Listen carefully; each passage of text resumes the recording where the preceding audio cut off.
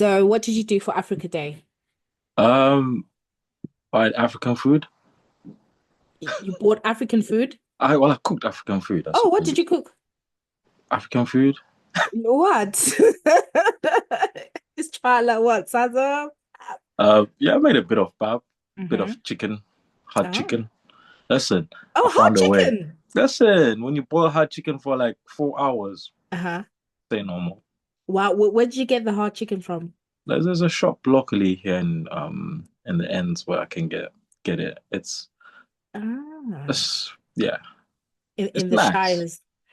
Nice, That's the nice. second time I'm having hot chicken since February. So Oh, I don't know. wow. And now February was probably the first time I had it since I don't know, 10 years ago or something. Yeah, yeah, So I yeah, don't yeah. know, maybe it's growing in me. Oh, no, no, no. That's good. And did you have any like veg, any, Z Zimbabweans Nah, like nah, I their don't flirt with kale that. and I don't flirt with that stuff. I just go hard roll. Have your pap, the brown one, uh-huh. and have your chicken or beef. Yeah, we have the veg with the English stuff. So Oh, nice, nice. You know what? Talking about food and stuff, right? I really realized that, the economy is economing. My local economic. is I was like my local because because one of my favorite like food, right, is oxtail. Like Yeah. oxtail, especially like oxtail with salsa, and then oh my God, like it's chala. Oh. But I think because I was talking to my aunt, I was like, I don't think we've had oxtail this year, maybe once, if anything. Jeez. And back in the day, like probably we would have oxtail like every other month Yeah. or even once a month or whatever. And I was just like, nah, you know what? These are proper economic indicators. Oxtail's not that cheap as well because you're It's looking almost like not. 10.99 per kilo. It is not. It is not. And the Not worst thing cheap. is like you don't want to just get like the small tail and You then want you want the chunky tail, them little skinny tails. No, yeah. they don't do the business. Yeah, yeah, yeah. But yeah, it's like economic indicators. But yeah, Yeah. no. I I really wanted to do something for Africa Day. Like I wanted to like do some writing because I want to get back into my writing, but I just didn't get a chance to. But yeah, but anyway, let me just introduce the show. Hi guys, if you are listening, you're listening to Chat with Nat with me, Natasha. My friends call me Nat, and I'm hoping you can too. I have here a very, very special guest. We like to call him our stakeholder, right? Stakeholder, shareholder, shareholder, Yeah. stakeholder. One of the two. We've got here Mr. Brian Lunga. Hi, Brian. Hello, how you doing? Uh, And hi to everybody listening as always. yes, Thank yes, you. yes, yes, yes. Yeah, you know what? Thank you so much for making the time. I think we just need to kind of get into it, right? Yeah. We need to kind of get into it. So the main reason I was like, okay, I need to have Brian on because I was on Facebook, right? I was just scrolling Facebook, Yep. and then like Facebook will just you no longer see your friends' posts like on Facebook, right? It just Yeah. shows you other stuff.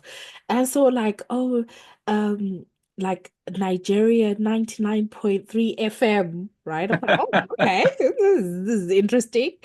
And then like it was like a video, and then I see the lady talking about, oh, we're going to talk about South Africa, and the United States, the visit that happened.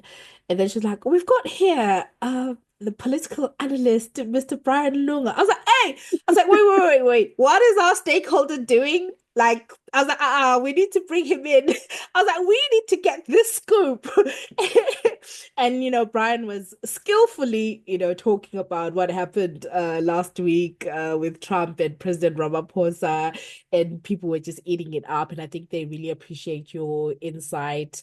So Thank you. yeah, so I was like, hello. I was like, knock knock, Gorky. Hello. Long time no see. Oh dear. Yeah, yeah, yeah. But yeah. So how was that actually? Before we kind of get into it, It how was was good. It was really good. Those guys, we do some stuff mm. almost every kind of 2 weeks together. Okay. Sometimes it obviously does go quiet, but we Mm. do some stuff together, and we've had a working relationship now for the best part of about 3, 4 years. Oh, wow. So yeah, whenever I'm on there, it's always an enjoyable time with them, and having to speak about the Ramaphosa trip to USA was enjoyable. I'll say that it Yeah. was enjoyable, and it was nice to hear that Nigerians are very well versed in sort of politics within the Southern African scope, because Mm, I don't think us as Southern Africans are very well versed in their politics. I mean, we mm. hear this and that, but I wouldn't say we are, we're fully composed in understanding their governorship and how, their governors are set up, the amount of power that's around Nigeria. So no, it was quite interesting. It was good. Yeah, yeah, no, no, no, no, yeah. I really enjoyed what you were saying. And I think the point that you're making about Nigerians or West Africans of like being plugged into what's happening in Southern Africa kind of speaks to, I guess, really the importance of South Africa, right? Yeah, As an economy.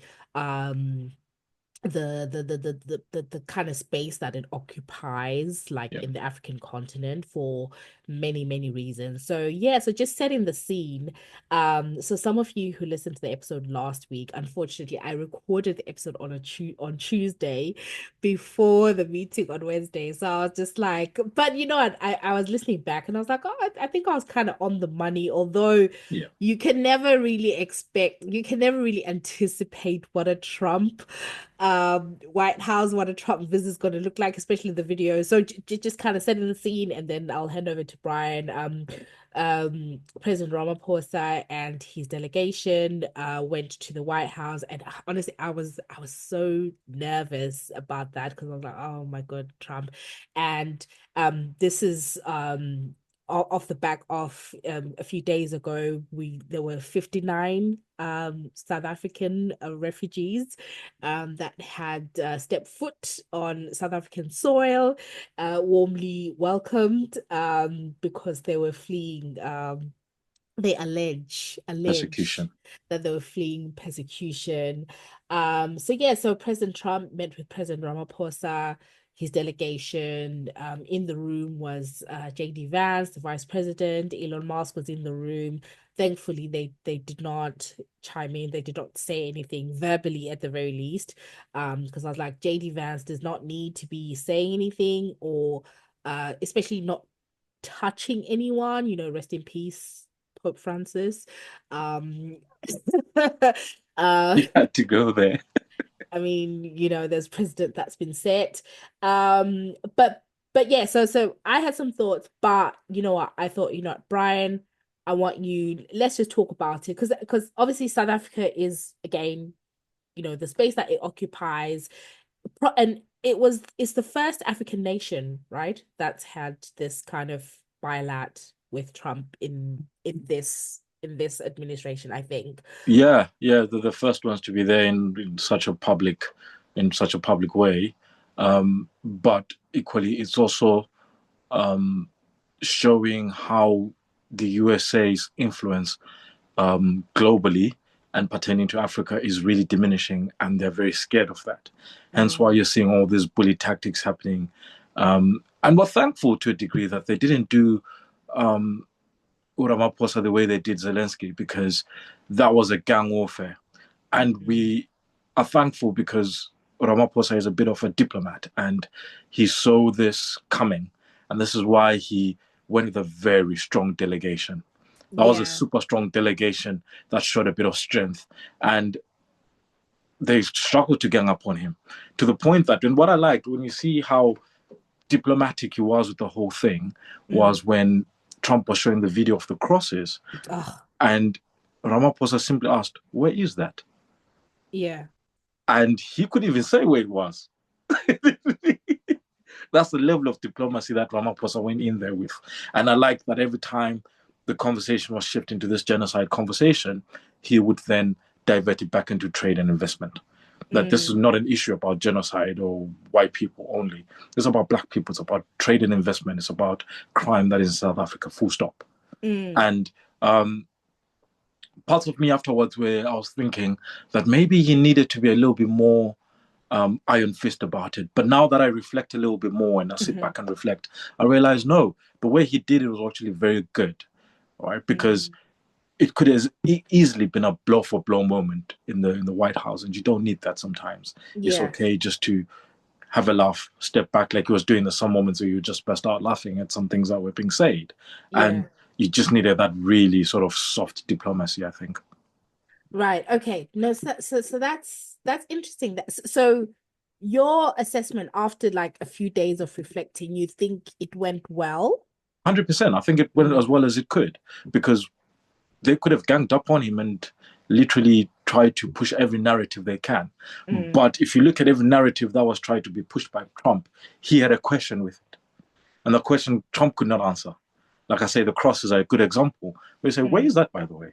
mm, Now, you mm. can't tell me Ramaphosa has never seen that video. Of course he has. If he's Yeah, got any good advisors that have briefed him, they'll tell you this has been floating around the internet. You yeah, might have to encounter this when you go there, yeah, right? So yeah, he'd seen it. And the fact that he was asking, where is that? And to the point now that Donald Trump says, I don't know.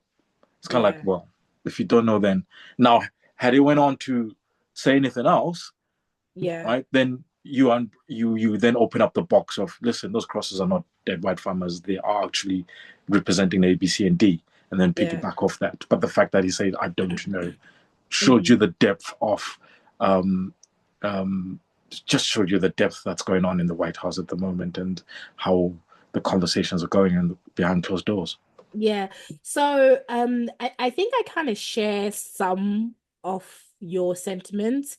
But I also wanted to talk about the delegation itself, Yeah, right? Because I had an issue. I had a big issue, right?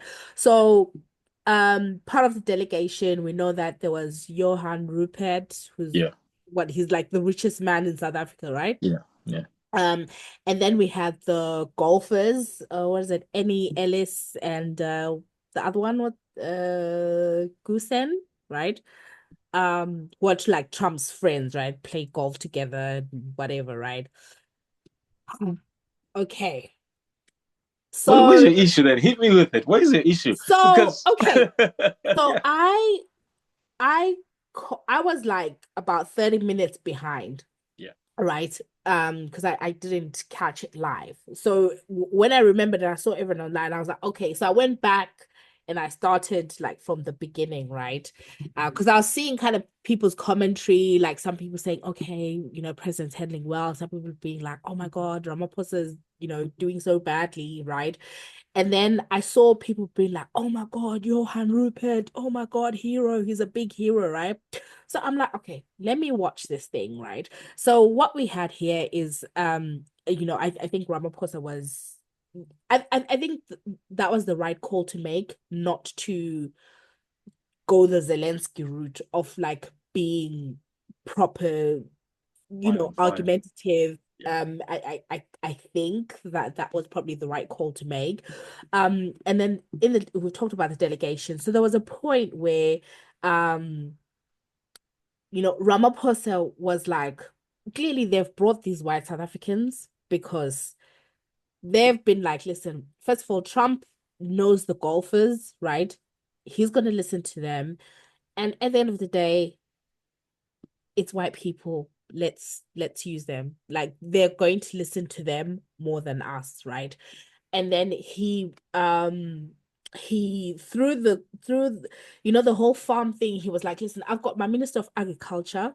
Mhm. Um, what's his name, by the way? Stan, what's his name? No, I forgot his name. Yeah, yeah, I'll be lying right now. It's Minister, not really off at the top of my head. yeah, Minister of Agriculture. And then this guy, right?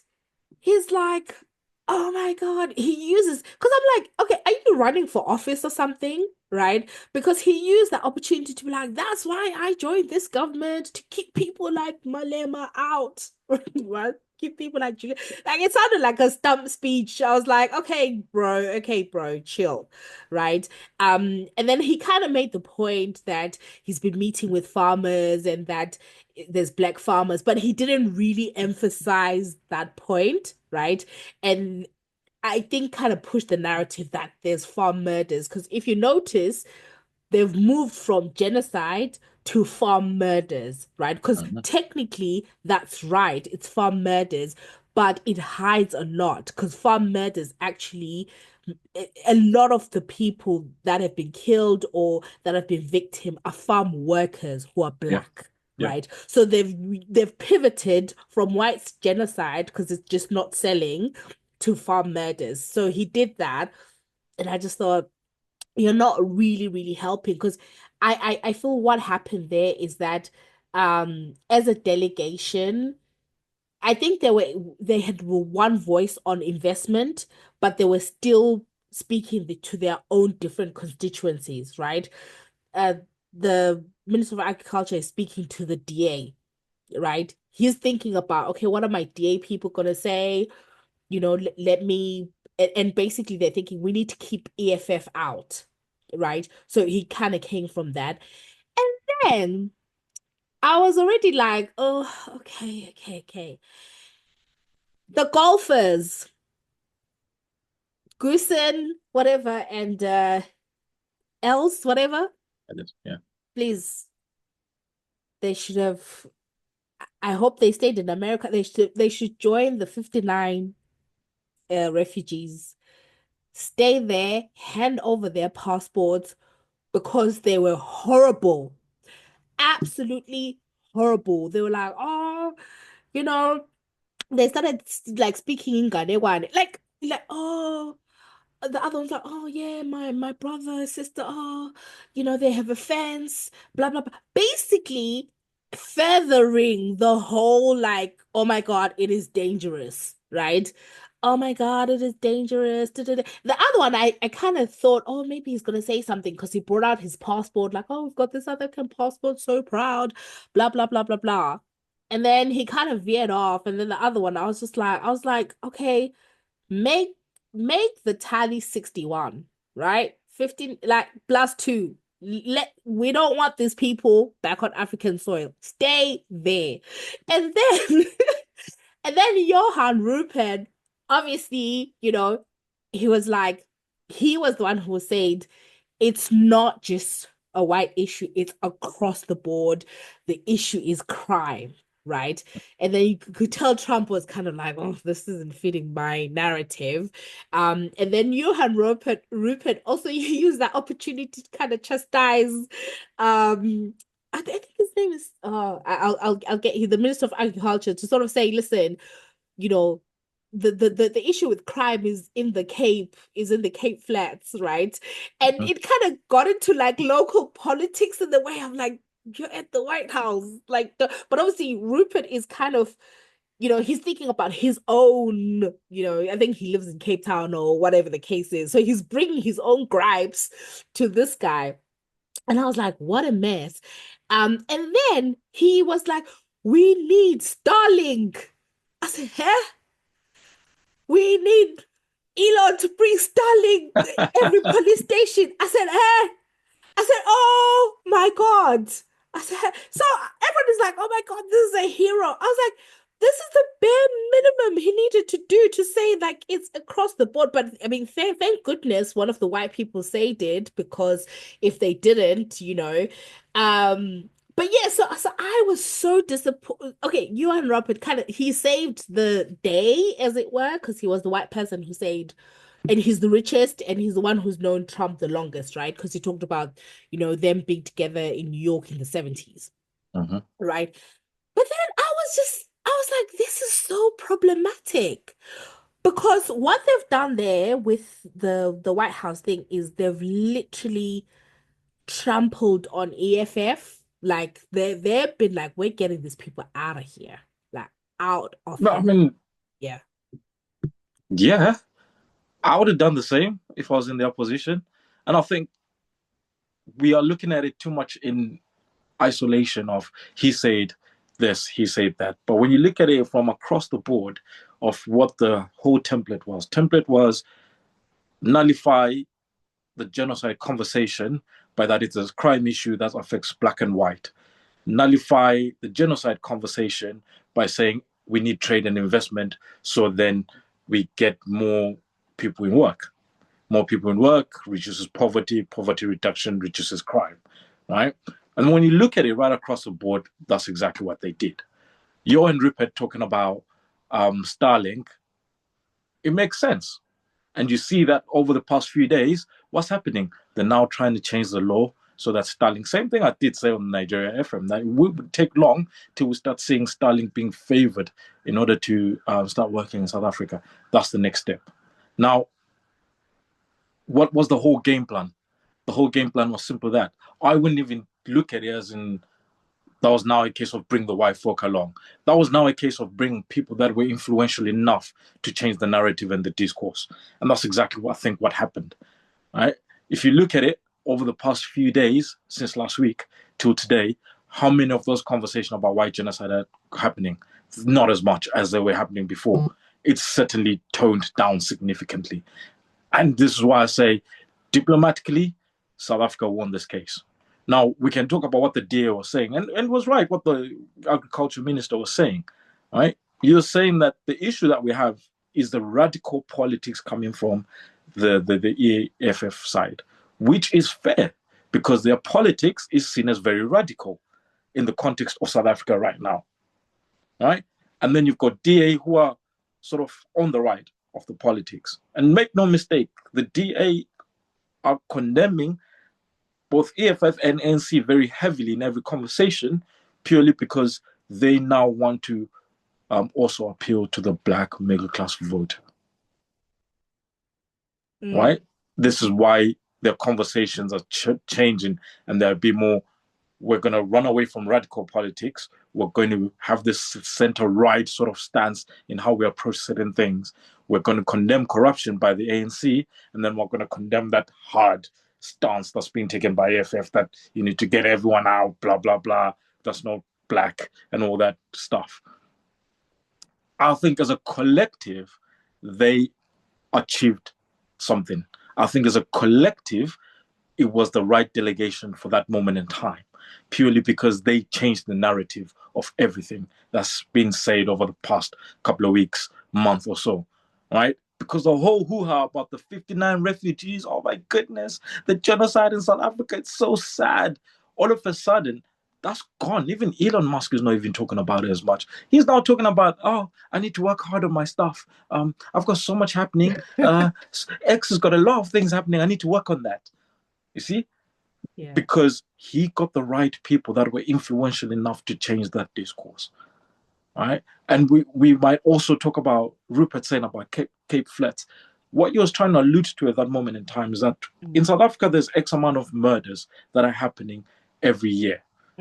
Right? Of those X amount of murders that are happening every year, less than 1% are attributed to farm crime. Right? Less than 1% is attributed to farm crime. But if you look at the township where poverty is rife, that accounts for about 60, 70% of the crime. Then the other 20% accounts for everything else. That's the narrative that he was pushing there. Yeah. Now, the problem that we have when we're watching those conversations is that we're not seeing all the paperwork that has got all these figures that are being pushed about. Yeah. Right. So when he's speaking from that, he's speaking primarily, possibly from that stance of saying, this is where we are. Yeah. He's pushing that narrative. And then he's working on the premise of Donald Trump has got the paperwork that has all the figures.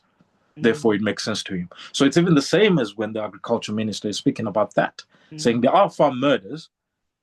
You've got the data, you've got the paperwork that states that last year of 7,000 people that were killed, for example, only one was a white farmer. 400 were black workers. Yeah. He's got all that paperwork.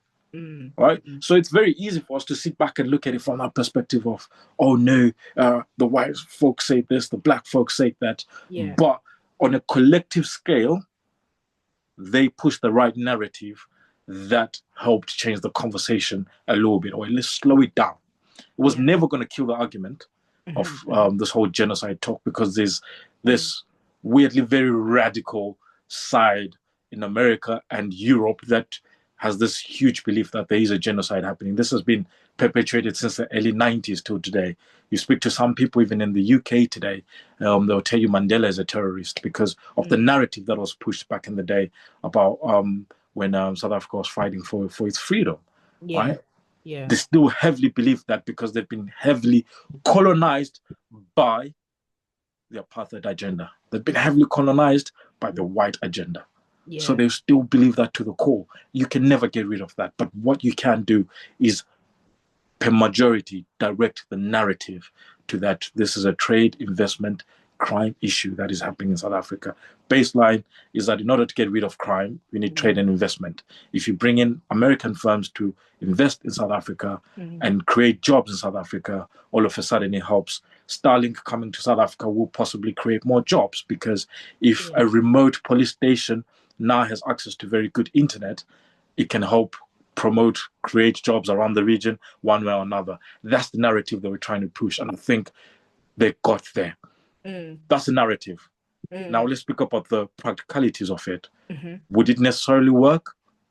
Now that's another conversation altogether. That on the ground, practically, if all of that was done, would it work? Would it change things? That's a whole different conversation altogether. I think Mm. sometimes the problem that we are encountering is that we mix narratives and practicalities together. Okay. A narrative, we're trying to change the course of what people are saying about something, Mm. right? Successfully done. Mm. Practically, can we see a huge difference if South Africa got this huge trade investment? We wouldn't see it in probably in 10 years' time. That's when we start seeing the huge difference in that crime goes down, because getting jobs today doesn't mean that crime significantly goes down tomorrow. It takes about 5 years to 10 years to see that huge change. Would we see it? I don't know. That's the honest answer. Yeah. Okay. So do we know what, because obviously we just saw the, the I mean, what do you call that? The camera sort of part of it, right? Where the Yeah, cameras were there, and then they go on to have like their meetings, and then obviously like officials at official level, yeah. sort of like have further meetings. Do we know what was agreed, sort of like what the outcome of that was? Nothing concrete as yet, but it's increasing that trade between South Africa and USA. I think it was a Mm. few months ago where I was on the program and I did give Yeah, figures of how much South Africa is sending now to the US compared to about 15 years ago. You're yeah. talking about something from a region of about 300 million 15, 20 years ago, talking about 3 billion now in trade, Yeah. US dollars between the two countries. So that is significantly growing. And the biggest push now that they're having is the push of having Starlink within the country, the push of can they change the policy of that 30% that has to be held by disadvantaged groups in South Africa. That's Mm. the other thing. Can they try and change that narrative? Now, the reason why that is significantly important to change, and personally, I think the percentage has to go down a little bit if you are looking for investment. If you're looking for trade and investment, you have to drop that 30% down to maybe 15, 10%. But if you're looking to progress local businesses, that 30% needs to go up to about 40%. You see where Okay. I'm coming from? Yeah, yeah, yeah. If you're looking to progress local businesses and shut out um, external companies coming in to invest, then yes, grow that 40%, make them shy to invest, while these people on the ground are sprouting their local businesses, growing them, and making it work. The problem we're having is that some of the local businesses are not growing as fast as they assumed they would have by now. Because the idea was you piggyback off that 30%, you grow your own portfolio, then all of a sudden you got a bigger portfolio over the next sort of 5 to 10 years. That Yeah. hasn't fully happened that way. And most of it, if we're being very honest and candid about it, it is due to corruption rather than businesses growing. Mm. Mm. Okay. That's a that's interesting. The whole Starlink and then sort of like changing. Yeah, I think it makes sense that if you're looking for inward investment, right, Yeah. from foreign companies, then maybe the 30% you kind of need to flex it down. But yeah, I mean, very, very, very, very interesting. But you are right. I think the conversation kind of shifted. I think another thing that I was kind of reflecting on was that actually, and I think South Africans have been really good at this, right? Was that yes, there was the whole spectacle between, Ramaphosa and Trump, right?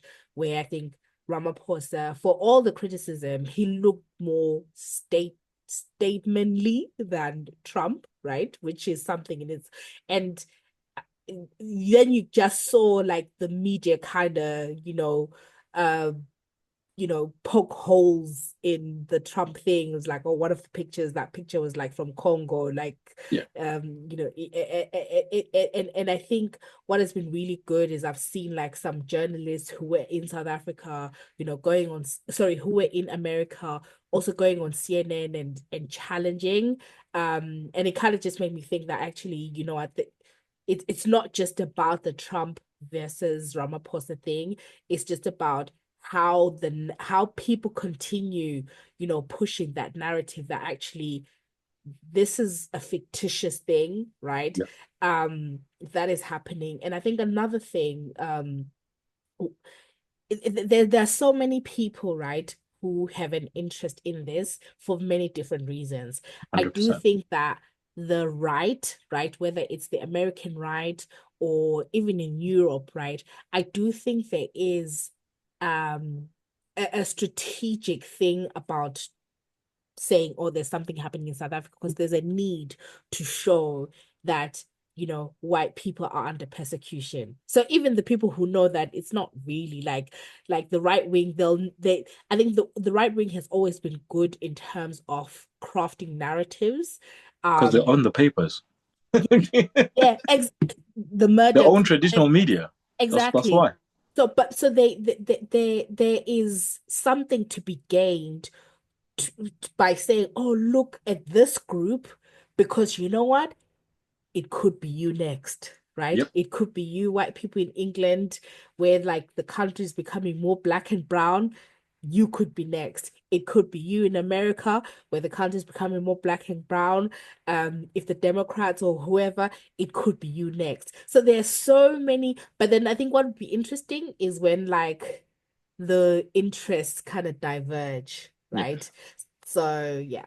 But I think with this narrative of white genocide, I think we're now at a point where it's even they're even the hard right themselves are starting to walk away from it. Yeah. Because the Telegraph, for example, published an article this morning. I haven't fully looked at it. I've skimmed through it because unfortunately I've been quite busy. Mm, But they published an article this morning relating to that. I forgot who published who wrote the article. mm. But essentially, there were the figures there that Oh wow. literally were put there that white last year only about 5 white farmers were murdered, and it was a Yeah. victim of crime rather than they were victims of crime rather than it was a case of targeted white farmers being targeted. So Yeah, already that just nullifies the whole concept that 5 people being killed is a genocide. 50 people being killed since the mid 90s till today is not a genocide, right? exactly. And that just nullifies it to the core. And I think they were trying to jump on that so much. And for those, before I go on, but for those that know the Telegraph, when we're talking about hard right readerships in the country, you're talking about Daily Mail in the Mm. UK, Daily Mail, the Telegraph. They're very close together. They're very right wing and radical at Yeah. that. Now, why I think they wanted to jump on that narrative. You're right. It was literally to say, look at the world is going, all those refugees coming here, it'll change the scope. But now that the figures are starting to come out there, now the figures that we get from some of our African countries are not that strong. There's a lack of depth to some of them, but those ones are very clear, right? Even if you say one last year, give or take maybe another two, that's still not a genocide at all.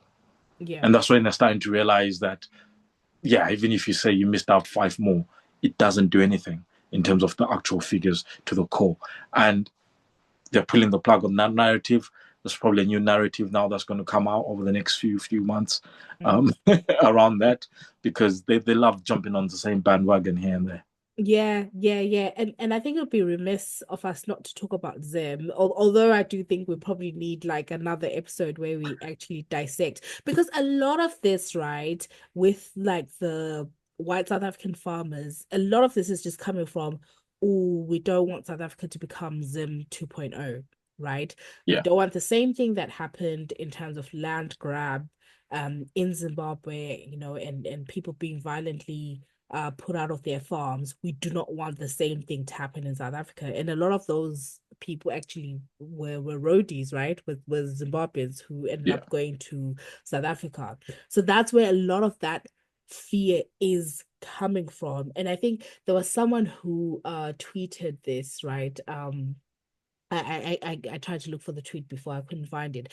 But basically what they were saying is, they blamed President Mugabe and ZANU-PF for all of this. And the reason being is that, you know, Zimbabwe had an opportunity to show what equitable land redistribution looks like, Yeah. right?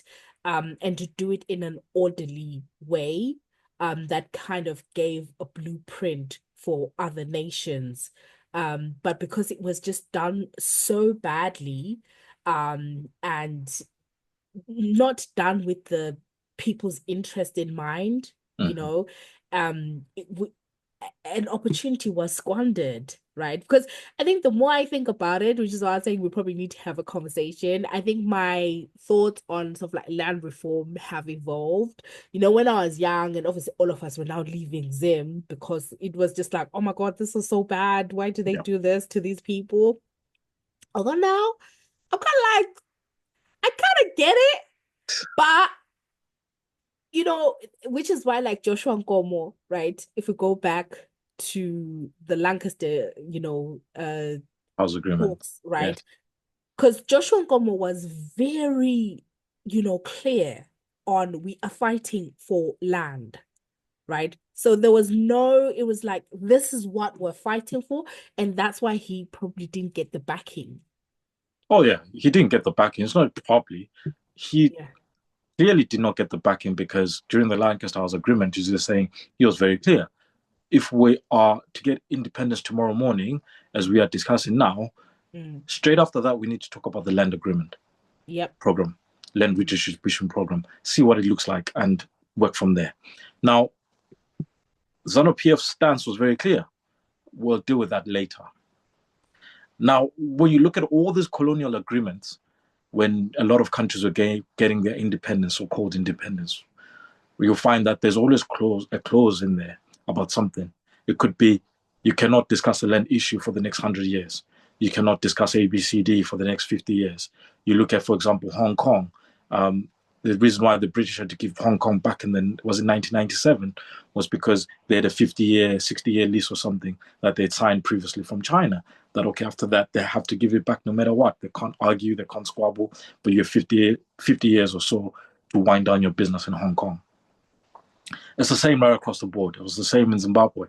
Now, clearly, that conversation had its own legs in the sense of they probably had said you can't have this conversation up until a certain point.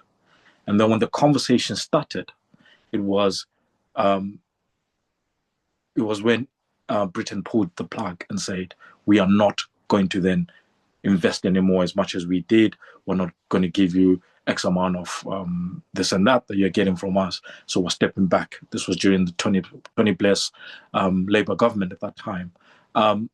And that's when things started going pear-shaped because you had, on the other side, you had people that had fought the liberation struggle that were saying, we've not seen any rewards for it. Can we start talking about this conversation? With the DRC Congo war going on at that time where Zim soldiers were involved in it. And all of a sudden, you need to fund that war. You need to look after the war vets. A little bit of aid has dried up coming from Britain. You need to do something radical in order to change the scope. That's what makes the Zim situation very unique. There were a lot of dynamics going on at the same time, hence why the land reform became so messy and it happened the way it did. South Africa, on the other hand, hasn't got those dynamics yet. We're hoping that it doesn't get to that point for them. Now, the sad bit with land reform is that there are some guys that stole the land because then now when you start putting and this is where Zim had the problem, where you start putting the boundaries and parameters, because you had some that inherited land from 1600 from their great parents, whatever, and were still farming on it to 2000, right? You have some that bought the land from the Rhodesian government in, let's say, 1940, and they had a 150-year lease, and they were still farming on it. Yet some that bought the land from the Zim government in 1981 and had a 100-year lease and were still farming on it. Right? The middle one, the Rhodesian government, as far as everything legally, anything that was actioned during by the Rhodesian government was legally binding after independence. It was legally binding, so you couldn't just say, "Well, it doesn't matter anymore because this is now Zimbabwe. Yay, bye." No, it was still legally Right. binding, right? So, where then now do you put the parameters of saying you were taking this land because someone has bought their land or listed their land legally? We can say this and that as much as we want, but sometimes I think we leave it too black and white that it's just a black white issue. But no, Mm. there's also so many nuances in it. Yeah. Was the land reform the right thing for Zimbabwe to do? 1000%. It was the right thing to do. Did they do it the right way? Not so much. Yeah. Because if we're doing it the right way, then we're saying we need to look at the records and see who inherited land from their great grandfather to begin with, and then say, mate, you got too much land. You need to section it this way and do this and that, right? And then move on from that. Then we need to look at the guys that bought and leased land and say, wait, the land that you list is too much because you're not using that part of arable land. Why don't you then do this and that? That's what we need to do. And maybe even for some of them that bought their land legally, Mm. we shouldn't even be saying anything to them because they bought it legally after independence. There are a lot of white farmers that did that. Mm. It's the Mm. same now even in South Africa. So that's where the fear sometimes comes from. That you have a lot of people that invested a lot of their land during the apartheid government, which again, still legally binding to this day. Never Mm. mind, let's take the ones that inherited land because those ones we can do whatever we want with them, right? Because we're Yeah. saying you illegally took this land, you're fighting, blah, blah, blah. But what Mm. of those that actually bought the land? Do we Mm. still displace them and say you're not part of the conversation, yet it is legally binding? Because that's the very same protection we're trying to take away from them, is the very Mm. same protection that applies to us when we buy the land. Yeah. Yeah. So this is where those grays and murky waters come in, right? That we can say as much as we want, but we've got to look at the legalese of things. And Mm. then add to the fire is that a lot of land owners, especially in the South African context, if they're land in trusts, now you can't break a trust just like that. Legally, you just can't. Like this, you're putting yourself in very, Mm. very messy territories. Mm. Look at the precedent now happening in Zimbabwe that it's the same case. Some people invaded land, got the land, but equally those people are also being invaded to a certain degree now. That you find people just building structures on your land, and you're like, but you're not allowed. Well, so and so from the government said I can set up land here. So the same protections you take away from the others Mm. means that you lack those protections in the long run. This is why we've got to be very careful about these narratives, because when you can then go and invade that farm tomorrow in South Africa or Zambia or wherever you are, Mm. but if someone comes and squats on it, you can't do a single thing about it because now Mm. you've created a level of precedence that you can't go back. Yeah. No, that's interesting because I think what we need to do, I really want to actually see what the Lancaster Agreement looked like, right? Because I think we need to kind of start there. Like what were the details of it? And then obviously we could argue that actually this wasn't negotiated in good faith, like these were not the right outcomes that, we should have agreed to. But I think that there's something about just and I really want to do like an episode where we go back and be like, this is what was This there is in the what was said. Lancaster Agreement. This is what was said. This is what happened. Because I do think what happened with and you're probably right that maybe there was something in the agreement that said we cannot touch the land issue for 15, 20 years or whatever the case may be. And Yeah, obviously, like from 1997, like when the Labour government came in, they were like, listen, this is something that you agreed with the Conservatives. yeah, It has nothing to do with us, right? Which is why Robert Mugabe was so angry at Tony Blair, right? And and I think there's something about we talked about narrative versus practicalities, right? When we yeah, talk about the South African thing, I think with the Zimbabwe thing, it's the same thing. I think that because now when I kind of understand it, I'm like, again, because ZANU PF really essentially we're not really doing this in good faith. It kind of were like, this is the last Hail Mary, this is what we're going to do. But I think there's something about if they were doing it in good faith, right? And they actually had a conversation with the nation, Yeah. right? Because I think there's something about saying, listen, we fought for land as part of our because it's not a hard concept to tell people and take people along the journey, right? Yeah. That when we fought, but you know what, we in the spirit of whatever, we said we're going to put a pause on this, and obviously then we had our own internal Wagga things wagga. where we had to harmonize, right? And then say, but now we've waited for too long, so we are going to take steps. This is going to be painful for all of us for the next 20 years, or whatever the case is, right? It's going to be painful, and this is the plan. But because they were doing it to line their own pockets, right? But I think if there was something about just that narrative of people understanding that, okay, there's a generation that is going to feel the pinch, that is really going to suffer for the greater good, I think people would have understood that, right? That this is what we're doing. So there's a whole narrative thing because people really need to understand, like, why did we fight for the land? And there's something else. There's another guy, what's his name, he does this thing called African Research Desk. I was Mhm. watching his, I think his name, he goes by Jamie or something, right? And he had a video where he was on radio in South Africa, and he was going back and forth with someone from AfriForum, and he said something. I was like, that makes sense. He was like, okay, but where does like social redress come in, right? Yeah. Like if you're the white farmers that own all this land, right?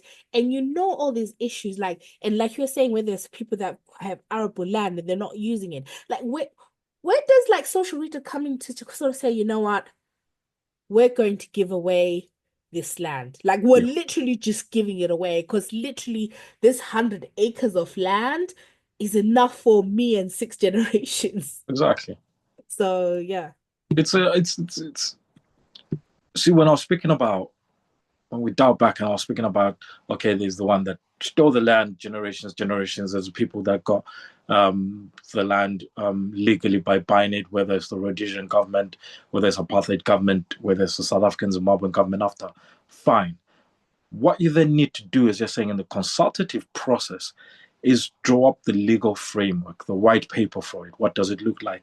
And then go through it into it being legal framework of, this is what happens, this is what we're going to do in these situations. And no one has to suffer or feel the pinch. That's how it should work, generally speaking. Now, if you want to see that the whole thing was problematic and very illegal to a certain degree, because, listen, people want to, I think I had a conversation about this a few years ago, and I said, no, it's not legal. And someone was saying, no, we decide what's legal and what's not legal. Like, no, you don't, because it's a framework that's been set up by the Constitution and generally set up by the principles that govern the Constitution and the people. That's what the legal framework is, full stop. Legal framework theoretically should not care whether you're black or white. Hence why I'm saying, for some people that manage to get into some of those farms, the problem they're having now is that if somebody says go and squat in that farm, there's nothing you can do about it. You can't even go to court with it, because Mm, now the court will say, well, there's nothing we can do about this, or legally this is how things are. You did this, you did that. Then the precedent becomes very skewed and everything becomes very murky. yeah. So a legal framework needs to be always be followed and developed. And all they had to do was change some parts of the legal framework. And like I said, if you want to see that this whole thing is sketchy legally, why are they paying compensation right now to white farmers? Mm. But It's but not out but of vibes and inshallah. I know, but I mean, again, I need to look into this as well because I think there's something about the decolonization of the legal framework. Oh, 100% there is. Because that's where the starting Oh, yeah. point was. So, you know, listen, you know what? I kudos to the people that are 100%. getting the I mean, payouts. we should be decolonizing everything from education all the way to Yeah. the legal framework, 100%. But we also need to be very practical and realistic. As Mm, it stands at the moment, we're working on the framework that's in front of us. Mm. And if we work for the framework, if that's in front of us, if we just take that without really, decolonizing it or making it work in our own way, Yeah. it still does not favor us in the long run. We still lose out. Hence why we start feeling all these unnecessary problems that we really shouldn't be feeling. Mm. Mm. Yeah, no, I hear you, but I just think, you know what, so for the people that are getting the payouts, right? Listen, kudos to you. Like, if I were, in line to receive a payout, I'll accept it. But I just hope you kind of get it now, because the narrative is they're losing the narrative. Does that make sense, right? Like, Yeah. whereas back in the day, like when that happened, like in 2002, 3, 4, you'd be like, oh my God, my farm was taken away, and everyone would be like, oh, but now I think even those people, like the roadies or whatever, right? That it's something that they don't talk about, right? But Because but the global narrative is, because the global south is getting is stronger, right, in their voice. yeah. So I think it's just like from a narrative point of view, because even now that it just doesn't feel right, right? It's like, it was like the payout, like, oh my God, like. But you know why it's also losing traction? Mhm. Because it's happening to black people. Full stop. There are black Zimbabweans right now that are losing their land that they acquired early 2000, late 99. Mm. They're losing it purely because, again, that legal framework that I'm speaking about. Yeah.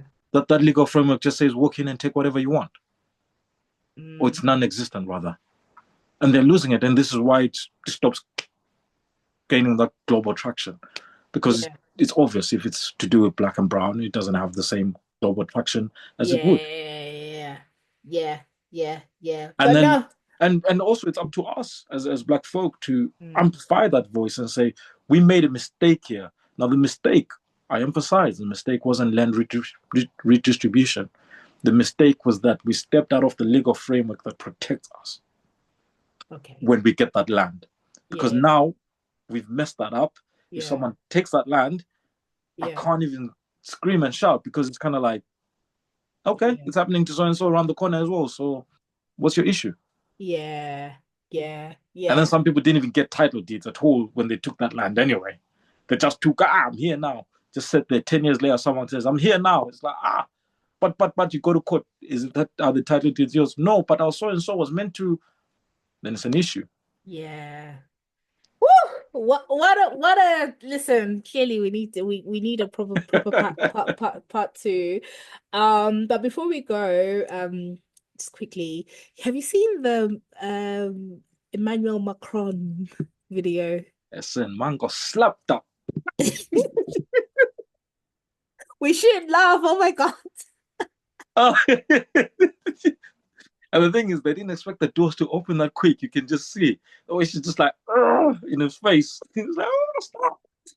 What was that? I was like, I listen, I've been laughing all morning. I was like, whoa, he got slapped up. But I'm on a serious note, I think. what was that? I was like, oh my God. Yo, I was like, Candace Owens is about to have I don't even want to Mate, what she's got content for days. all I'm saying is PSA to the Ben 10s. Just be careful, boys.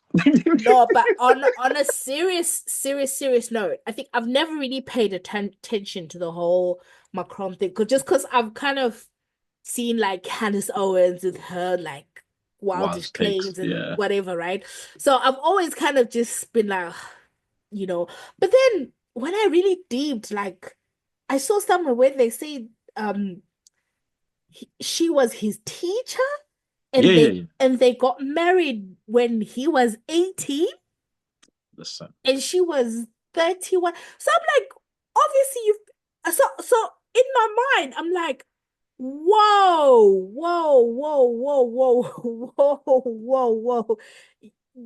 All He, I'm saying is PSA to the Ben 10s. Be careful. he's been That's all I'm saying, groomed, boys. guys. He's been groomed. Like Hey, some people, he's been groomed. let me keep quiet. It's 2025. I can't say half of what I can say. But yeah, Oh no, not on this esteemed platform, please. Uh And then what else did I want to say? Remy Ma, Papoose, do you follow that? No? No, I haven't. Listen, last time I followed Papoose was the Alphabet Slaughter. And if you've never Oh. had the Alphabet Slaughter, get on YouTube now, type Mm. Papoose or whatever you listen, where you listen to Yeah. music. Get there, type Papoose, Alphabet Slaughter. That was some serious rap music. But yeah, Oh, really? enough Okay. about enough about Papoose. Yeah, yeah, no, no, no. Anyway, there's a whole thing happening with Remy Ma and Papoose. Really? Were they dating? Ah, do you know what? Next topic. They were married, child. What are you Yay! on about? Oh wow. Were they dating? This guy is 20 years behind. Papoose. Hey, listen, I'm 10 years behind. They were married, and Remy Ma was in prison, and he held it down. Oh wow. But then unfortunately, as they say, Oksalayo. Are they divorcing now? Yes. Why? After holding down his prison. Good child. Listen. Yeah, anyway, if you don't have the context, wow. After holding you down in prison, I surely whatever know, can come right? after that, you can only make you stronger. Bruh, listen. I might have to read about that. That's giving me too much jokes for the day. He's actually like dating Clarissa Shields, the boxer. Oh wow, that's a Yeah. that's a 10 of events. He clearly Yeah. likes them a certain way. Yeah, so he's dating a boxer and his wife went to prison for clipping someone. He clearly likes them a certain way. So there's that. Okay, nah, and then do you know what, guys? I'll say this in Debele. So I saw a video where people were in Wolverhampton Mhm. for a Japanese show. Oh yes, yes. I think I've seen clips of that I was like, floating nah, about. you know what? Sekusegcwele kakhulu elizweni leli. Like, I was like, send them back home, mate. I was like, oh, what? I was like, nah. Yes, I was I like, maybe I shall go speak. Because if I speak, I'll get in big trouble. I was like, listen, I can sing, and then there was some like, what was it? I said to my name, guys. Do you know what? You're actually right, because when you look back, all these shows about 10, 15 years ago, they would not have been filled to capacity at all. They Yeah, would not have, like, one baby Kailan, I want to tell you, we young, you know? yeah. Whereas now, it's just like, it looks like a mosh pit. It's just like, yo, there's a few of you guys out there. I was like, and then I have a controversial take, but I'll speak to you offline, and then I'll see if I need to say it because But, I feel so strongly. No, no, I'm not gonna say it because but my last thing is, I think in the UK now, Zimbabweans, including those that have been neutralized as citizens, you're speaking about the best part of about 200,000, right? Ooh. 250 ish. No, it can't be more than that because Nigerians are only well, a million or something. And people from Ghana less than that. But the only stats we would have would be of you're not counting the naturalized and the Yeah, people I'm that are counting them citizenship. because after neutralized, you look before that, you're looking about 150, 175 that Mm, are here in terms of legally. Abasemapugwin. yeah, Then you add another probably 100,000 on top of that that yeah. are neutralized. It feels more. But anyway, it's a But lot. do you know why it always feels more? I'll tell you this. Mm, This country, I don't know how they do this, but they're very good at it. mm, Because when you do apply for asylum, I was speaking to somebody that works quite deeply in the Home Office at one mm. point. I'm saying when you do apply for asylum in this country, they put you together in certain regional blocks because they know you, they know the politics of the land you're coming from. For example, Right, they'll never put Pakistanis and Indians in the same place. That's why Bradford right, is very full of Pakistanis. right. That's why Slough is very full of Pakistanis. And then Yeah, you'll find that Indians will be in a different city altogether.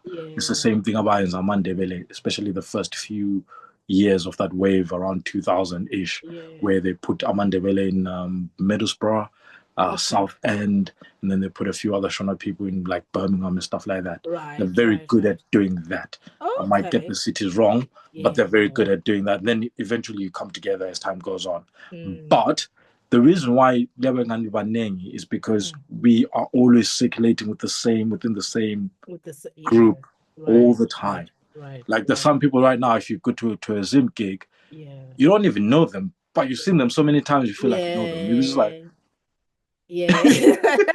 You're now at like nodding level. yeah, you know the levels because you're always within the same concentrated group. It's the same with Corner in a lot of the central cities.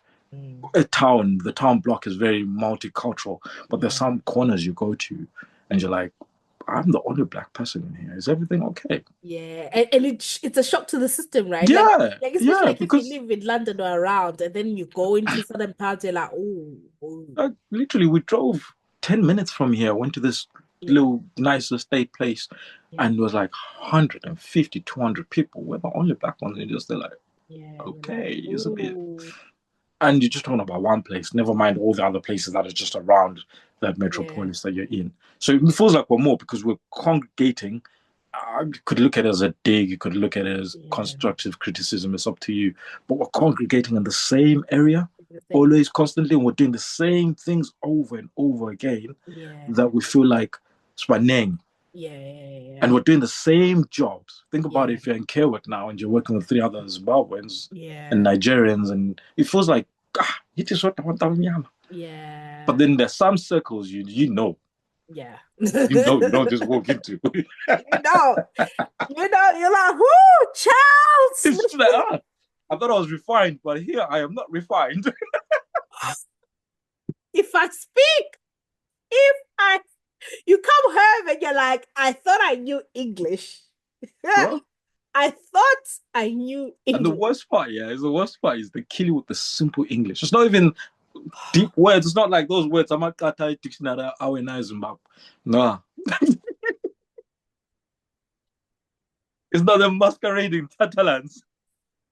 What masquerade? Are you masquerading Catalans? What? Hey, Yo, listen, time to end it, man. listen, I'm telling you, but you know what? Shout out to Zimbabweans. Zimbabweans are doing their thing. Um, Zimbabweans are doing their thing, man. Everywhere you All go. right, yeah. But anyway, that's it. Thank you, Mr. Lunga. As always, always a pleasure, never a chore. Yeah, so I next time we'll come back. Any last words, anything we haven't said or No, I think, it's always been a pleasure. And most importantly, thanks to the people that take the time to get this far with us rambling on as always. Really appreciate yes, you guys. yes, Um, no, we really appreciate my you guys. 30% BEE is in there. 30% fee. I gotta flex it up. Say 45%. But no, guys, thank you so much. Make sure you like, subscribe. Please share the podcast because it's the only way that we can grow and leave a comment. And yeah, bye. Lisa Legushe.